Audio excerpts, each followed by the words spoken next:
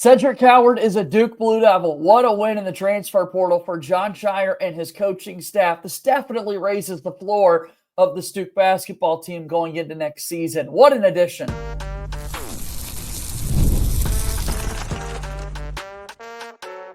You are Locked On Blue Devils, your daily podcast on the Duke Blue Devils. Part of the Locked On Podcast Network, your team every day.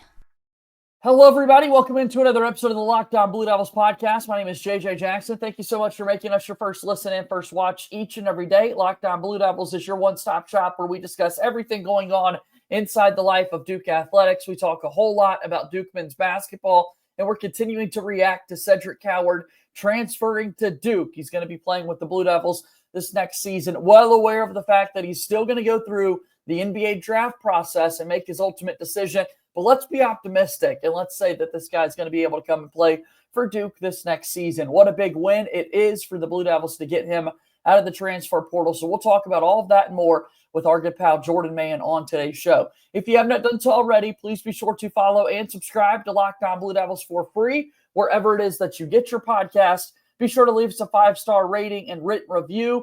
Also, you can watch our show each and every day on YouTube, continuing to climb and grow our YouTube audience. And it's because of your support that we're able to do those things. So thank you so much for everything that you do here at Locked On Blue Devils. All right, without further ado, let's bring him on into the program. The aforementioned Jordan Mann is back with us. Man, here we are, the final day of April. May comes our way tomorrow. We're going to officially get further into this Duke basketball offseason. We could still say Duke played a basketball game this month, man, but we're already kind of itching to get to next year at this point, man.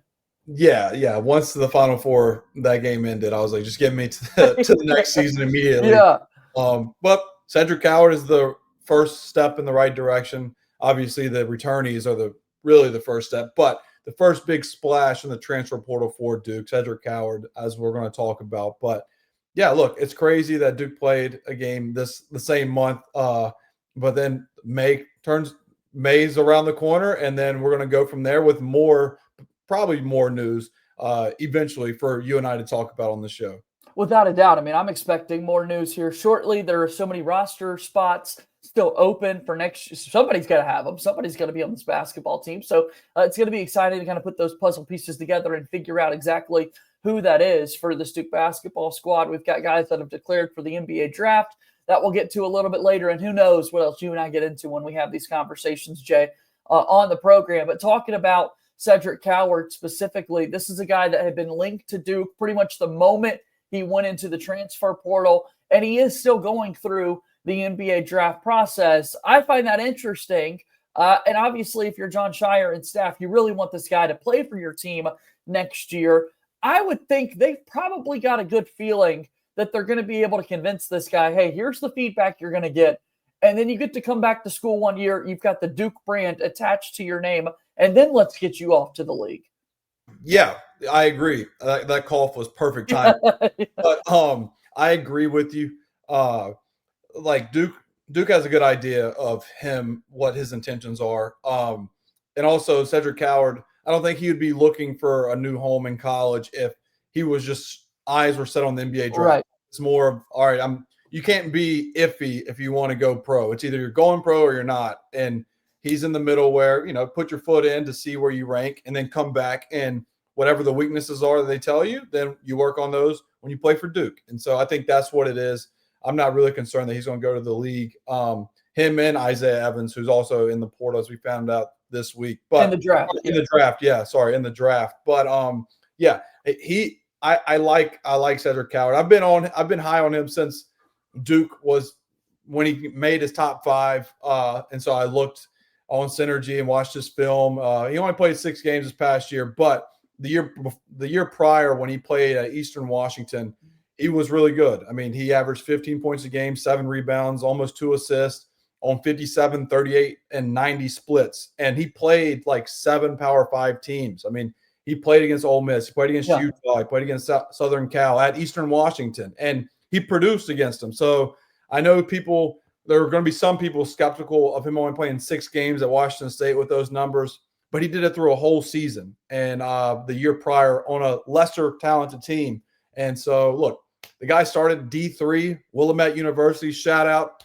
Any guy that goes D3 to a blue blood, let alone being Duke, I'm a fan of. It's crazy. Yeah. And, he's on the field of 68 earlier this week. They're asking him about it. How do you get here? And he's truthful about, I just wasn't very good.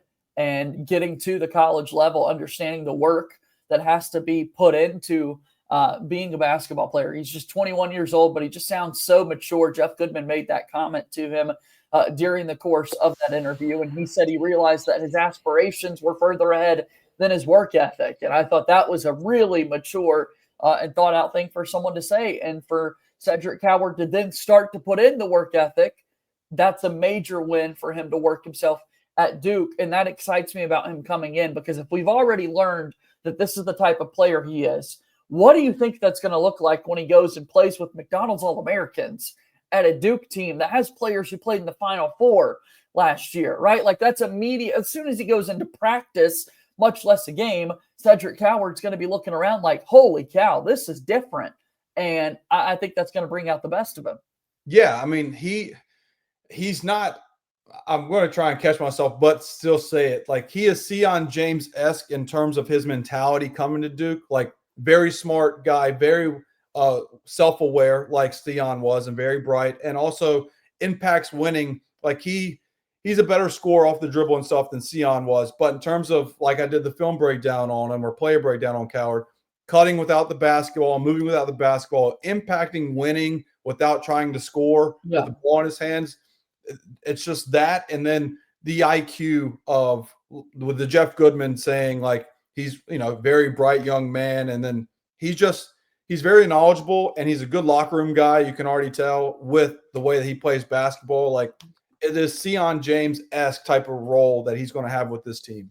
He's from Fresno, California. And then, as we've said, he's been at Eastern Washington. He's been at Washington State, and he's made a visit already this week to Duke. To your point, you're putting a lot of energy and time traveling across the country to go and visit Duke to see if maybe you want to play there. He's made the decision. He does. So let's see the draft process through. Same goes for Isaiah Evans, who did put his name in, although Duke's already talked about him coming back. This is a feedback opportunity for Slim. There's still a world, I guess, in which he could decide to go off to the league, but it feels like the indications are he's going to be coming back. So excited to see that, excited to talk about what the rest of this roster might look like. And we'll continue our conversation with Jordan after we take our first break here on today's episode. Locked On Blue Devils here today is brought to you by our friends over at Monarch Money. Do you ever check your bank account and wonder, where did all my money go? Between dining out, online shopping, and entertainment, it's easy to lose track. That's where Monarch Money comes in, your personal CFO, giving you full visibility and control over your finances. Monarch Money isn't just a budgeting app. It's a complete financial command center. You can track all your accounts, investments, and spending in one place, so you can stop just managing your money and start building wealth. When I started using Monarch Money, I realized just how much I was spending on food delivery. Now I'm able to budget smarter and save more. It's all in one convenience, so you're not having to juggle multiple apps.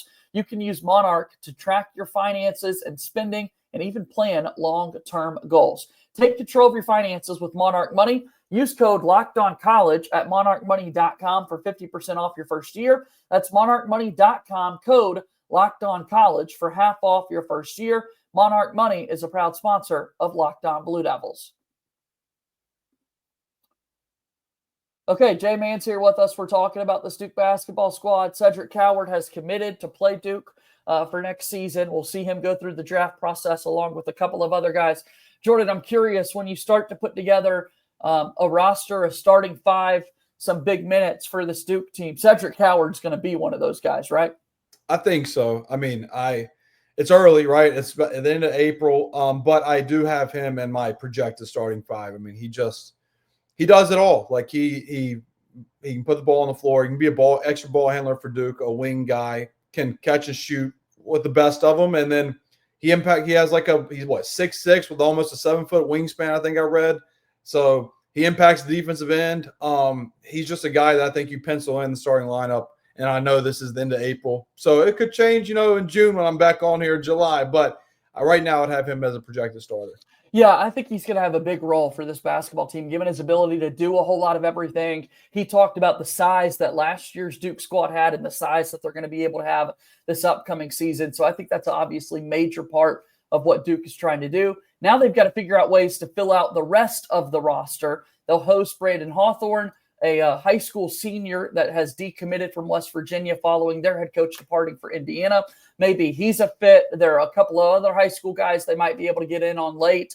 And maybe there's a transfer portal name or two that sneaks up. Point is, Jordan, there are still a couple of open scholarships for Duke to be working with.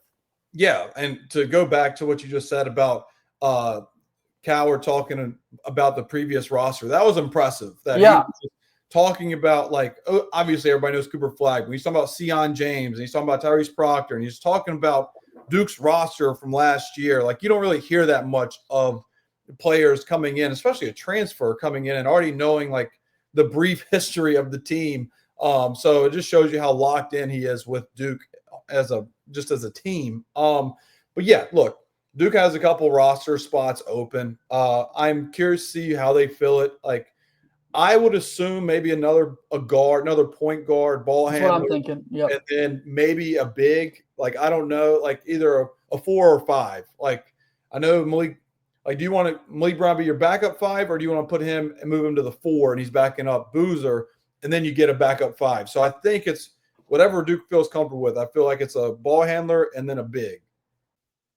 I'm there with you, dude, because this is obviously something that Jon Shire and his staff have thought about from the moment the season ended. You start with the conversations of the players on your team that still have eligibility, who's going to come back, and then you start to assess and assemble and figure out positionally who fits. You think about Caleb Foster. He's got experience with the ball in his hands as a college player. Then it's a really young Caden Boozer, who everybody's really high on. But anytime you can add another ball handler, I think that's important. We'll get to the front court depth piece in a minute, but that's another part of this whole dynamic that we'll talk about more throughout this offseason and leading up into next season. I like that Caden Boozer is coming into Duke. And while Caleb Foster might be Duke fans, they might not be your favorite typical point guard. At least he's got 2 years of experience within the program and can sort of bring Caden Boozer along.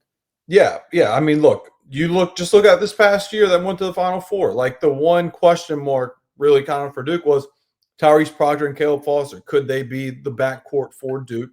And one was consistent, the other was inconsistent, but Duke got Sion James from the portal, and it really helped Duke a lot when Foster was a little inconsistent. You plug in Sion, you know what you're going to get. And then you had a wing, as in Con Knipple, who could also be a ball handler on top of Cooper Flagg being able to handle the ball. But we saw it so many times with Cooper Flagg or with Con Knipple being a dominant ball handler in the two-man game. So where I'm getting at is now you have Cedric Coward, who can be dominant wing in the two-man game like Con Knipple was, but there's still uncertainty in the backcourt. So, like, I believe in Caleb Foster, and, you know, I want to trust him, but I got to see it first. And then obviously Caden Boozer, talented high school player, but can it translate to college? So with those two question marks, it just makes sense to go find a third ball handler that knows the role. That, like, hey, like, you might be a guy off the bench for this team, but you could have an increased role. Like when Sion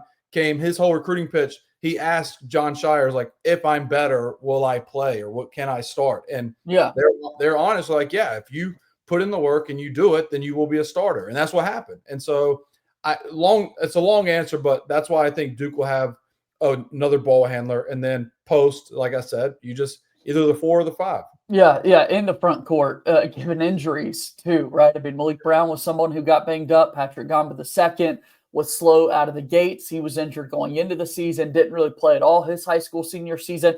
Those are your two guys, along with the other Boozer, Cam Boozer, there in the front court. I'm excited to see them all work together, but even still, you could benefit from more bodies there, you know? And I think the biggest question then becomes, what is the sales pitch? It seems like it's probably going to be a little bit easier going the high school route because a lot of these portal guys have already found new homes and that sort of thing.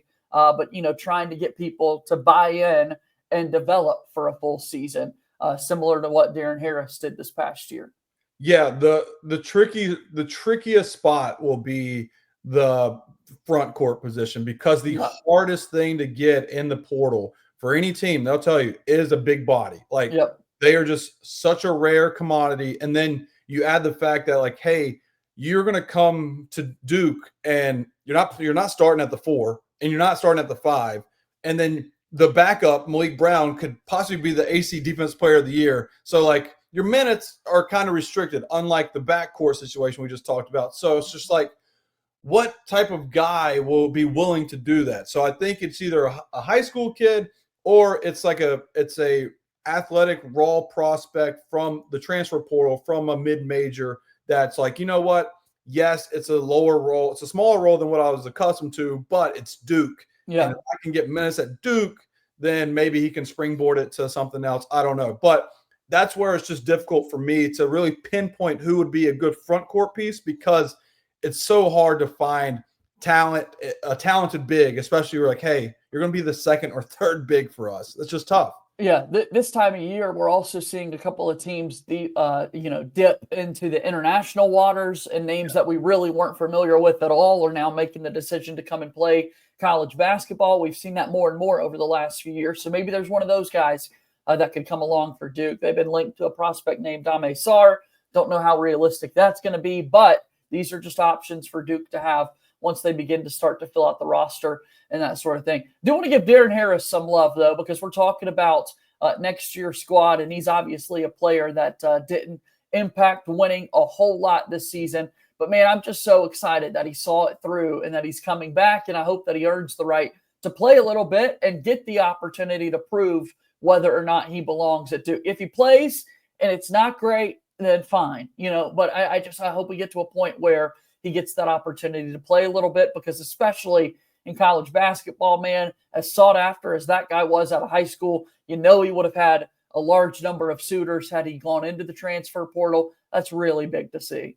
Yeah, I mean, he's really talented. He got buried on a very talented depth chart. I mean, that's just when two of the guys in front of you, or one's going to be number 1 pick, one's going to go lottery, and then Isaiah Evans, he was ahead of Isaiah on the roster at the start of the year. He was over Isaiah early on, but Isaiah he found his niche of just catch and shoot everything, and he was sitting at an unreal clip. And so you had those limited minutes, and you just gave them to Isaiah because he earned them.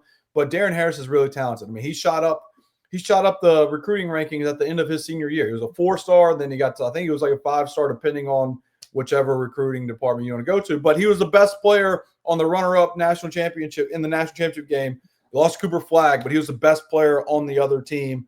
And he had a good game. And I am curious to see, I don't think his confidence wavered. I mean, probably in the season, sure, because he was playing, the last 4 minutes of every game. But in terms of overall prospect coming into sophomore year, I think he's a man on the mission, and he knows he's going to have guaranteed certain minutes, and those can increase if he puts the work in. And I believe in Darren Harris as well, to where I think he'll put the work in. He'll be a solid guy for Duke. Yeah, you got a couple of guys behind you. I'm sure there are many more, Darren, that are rooting for you and hope that it's a big season coming up for 8 ball. Darren, first number 8 in Duke basketball history. So let's see if he can make that thing happen. All right, let's take our final break here on today's show of Locked On Blue Devils. We're back to start to wrap things up after this.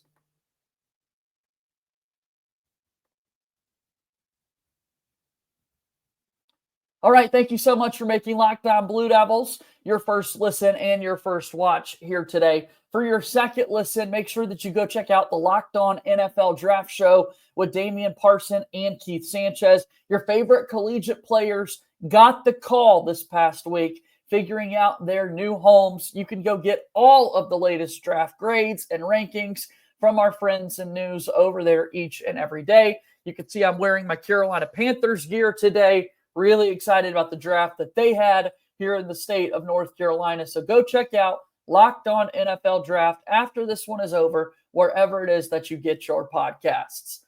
He's here. It's Jordan Mann with us. We're talking Duke basketball. We've got a couple other news and notes to touch on here. Haven't got a chance to bring this up here on the show, but John Rothstein is reporting that Duke basketball and Michigan have agreed to a February non-conference game in 2026 to be played in Washington, D.C. So that's this upcoming basketball season in February at a date to be announced. You'd expect it to be on one of those Saturdays. And much like Duke and Illinois from Madison Square Garden, it feels like we're, Groundhog Day, man. We're just going to run this back with another team from the Big Ten at a neutral site. Yeah, look, I love it. I love when Duke play. Like, I love this past year's schedule. I'm going to love this upcoming year's schedule. Like, Scheyer knows. And I think I saw too, like on Twitter, that the ACC is thinking about shortening the conference games, the conference season. Yep. So there's better opportunity for Duke to play more competitive non-conference games. I like that a lot. So yeah, look, playing Michigan, I cannot wait. And where'd you say it was at? Washington, D.C. Oh boy, yeah, it's going to be good. Look, it's a tournament feeling. It's a tournament vibe. And then speaking of Darren Harris, that's in his backyard, so he's going to have good support system out there from Nova. Yep. So, hey, let's get to work. Yeah, there are a lot of DMV boys on this Duke basketball team. Also, when you think about the matchup here, Michigan going into the season, they're going to be a preseason top 5, top 10 team. Dusty May has done a really good job himself recruiting the transfer portal. His lead guard, to catch Duke fans up to speed if they weren't aware, Elliot Cadeau, my friend, who we've seen the last 2 years playing for North Carolina. Yeah, Elliot Cadeau. He was in hell with Caleb Foster guarding him this past year. So here he comes. That's again. The goal once again this year, right? Year 3, sag off and just let him shoot. But yeah, look, Duke fans can't escape Cadeau and his potential flopping, his tendencies sometimes of flopping. But it's going to be a good game. I'm excited. I'm glad that's official. And look, I'm very much looking forward to this season. That's another reason why. Michigan had Yaxel Lindeborg from UAB, Ade Mara from UCLA, Elliot Cadeau from North Carolina, and Morez Johnson from Illinois, who Duke played this past year. All 4 of those guys are kind of their big additions via the transfer portal this upcoming season. So that's massive. Over the next few weeks, we'll get more and more scheduled news and notes going into next season. We still don't know officially who Duke's going to play in the ACC and SEC Challenge. I would expect Duke to put together another premier standalone game around the feast week time where they had Kansas this past year. So when you look at Jon Shire building the schedule, Jordan, I think he's going to duplicate what he did this past year in so many respects because it clearly worked. Now, the thing to put out there for people is it's not a guarantee you're going to play as well in all of those games each and every year, right? That you're going to finish the regular season with just 3 losses to your name, but go and test yourself. Yeah, I mean, look, we saw what happened with Duke early. Like, we saw what happened to Duke early this past year, and then what the result was for the rest of the season, Final Four team. And those first 2 early losses in the year, people were ready to jump off the ship. And I was just like, hey, relax, because this is just testing this team to prepare for March. And they made the Final Four while winning the ACC regular season and conference. And so, look, I'm all for it. I don't know what the win-loss record is going to look like when it comes out to whoever Duke's playing. But, at the end of the day, Scheyer is wanting to test his guys so early in the year because it's a great learning experience and a learning curve to play in a better ACC. Like that's something that needs to be talked about that we'll talk about over the summer, I'm sure. But the ACC is going to rebound, in my opinion, with the Jay Lucases of the world, Odom at UVA. Like, there's going to be some good teams that were really bad last year. They're going to come back around, plus Will Wade, who we haven't talked about. Yeah, so going to the ACC portion of this, the news and notes to talk about here, like we just said a moment ago, there's reports from CBS Sports coming out that the ACC and Commissioner Jim Phillips are looking at reducing the conference schedule from 20 games to 18 to allow for a couple of more non-conference matchups. It would consist of 16 games against 1 team each within the league, and then 1 game or 2 games against a permanent rival. That's how you would get up to your 18 total games. That means with 18 teams in the league, there's 1 team that you will not play at all. But you would expect Duke's going to play North Carolina twice, and then from there, you'll play everybody else once except for 1 team. It's a lot of traveling. I'm just thinking playing every team 1 time. Yeah. Lord, that is going to be whoever is in control of that, the scheduling, good luck. You're in my thoughts and prayers. Yeah, I get it, though. I mean, they're trying to figure out ways that, this year only 4 teams made March Madness from the ACC That's the low 22%. They're saying is the lowest percentage in history. And of course, our Duke Blue Devils were the only team that advanced past the first round of the NCAA tournament, which is crazy. And any way to kind of boost your metrics by having a few more non-conference games is so big. The SEC got 14 teams into the league, and they play 2 fewer conference games than the ACC does. So if the goal at the end of the year is to get more teams in the tournament, it makes a whole lot of sense that this would be what you do. Yeah, I like it. I really do. It's just I'm excited and curious to see, like, will other schools take advantage of it like Duke will? Duke's going to take advantage and play superior competition, or is it like, Wake Forest is always on the bubble because of their non-conference schedule? Are they going to just try and get a guaranteed win or two, or is he going to try and like really, schedule deeper to where it's an impressive win potentially? Especially when you look at like the metrics, if you play well in non-conference, it's weighed a little bit, right? And so hopefully teams might want to take the easy way out and do something like that. But all right, finally, the one thing I wanted to hear from you about is Model Watch officially enters the NBA draft. This was long expected, but what a fun player he was, man. I'm glad we got to see him wear that Duke jersey for at least one season. Yeah, look, he's going to be a better pro than he was a college player. And that's not a knock on his college career. It just shows that he played basketball for like 4 or 5 years, or like organized basketball is the word I was looking for there. And now he's going to go to the league, and you'll see that potential hit up another gear. Like, he can block shots around the rim. He's pretty good on the perimeter as a defender, which is impressive for how long he is. And then his offense needs some work and some polish, but he's going to be in the league. And so he can work on that. And they got certain organizations are better than others with developing bigs like that. But I'm excited for him. I'm happy for him. And I appreciate everything he did for Duke in his 1 year. Big time shout out to Man. Love the guy and excited to see what he can do at the next level. Big time shout out to you, Jordan. Always appreciate your time coming on here, man. It's the Big J and Little J show. You've got a YouTube channel that's already been popping off with some off-season content and coverage. Tell us about all the work you got going on. Yeah, YouTube is JMan_. You can find the podcast there, Big J Little J show, and on Apple and Spotify. And on the YouTube, I have player breakdown of Cedric Coward, so check that out. And then if you want to waste 3 minutes of your time, I have every catch and shoot make by Isaiah Evans in his freshman year that I have on there. Hey, I watched it. It was not a waste of time. It was very joyful to see that guy. He doesn't miss, man. He just doesn't miss. I guarantee you he shoots 100% in that video. Big time guarantee. Put some money on that. Jordan, we'll talk to you again soon, okay? I'll see you, brother. All right, that's Jordan Mann joining us here on today's episode of Locked On Blue Devils. Go support all the work that he does. Really appreciate him taking some time each and every week to join us here on the show. As always, go Duke. I'll talk to you again tomorrow. My name is JJ Jackson. Thank you and good day.